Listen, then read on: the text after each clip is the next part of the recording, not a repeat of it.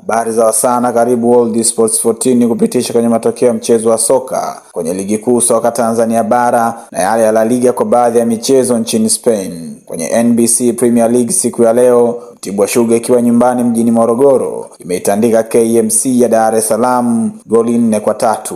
Huko Mbeya, goli la George Mpole kunako dakika ya 26 imepeleka ushindi kwa mafanda Jeshi la Magereza Tanzania dhidi ya klabu ya Fountain Gate. Kwenye dimba la Lake Tanganyika mkoani Kigoma, Simba Sports Club wamewacha Banga Mashujaa FC kwa goli 3 bila majibu. Klatos Chota Chama aliingia nyavuni mara mbili katika dakika ya 5 na ya 70 na kisha Selemani Mwalimu akahitimisha ushindi huo kwa goli la 3 kunako dakika ya 92 kwenye mchezo huo. Mchezo wa mwisho kwenye NBC Premier League siku ya leo ulipigwa huko Chamazi. Matajiri wa Dar es Salaam waliibuka na ushindi wa goli 2 bila majibu dhidi ya Pamba Jiji. Azam FC walijipatia magoli hayo kupitia kwa Faisal Salum na Jafet Kitambala kwenye dakika za nyongeza za mchezo huo. Nchini Hispania kwenye La Liga, Valencia wametoshana nguvu na Real Vallecano kwa sare ya 1-1. Ni hayo tu kwa sasa. Kwa habari zaidi za michezo, tafadhali endelea kufuatilia World Sports 14. Kwa heri.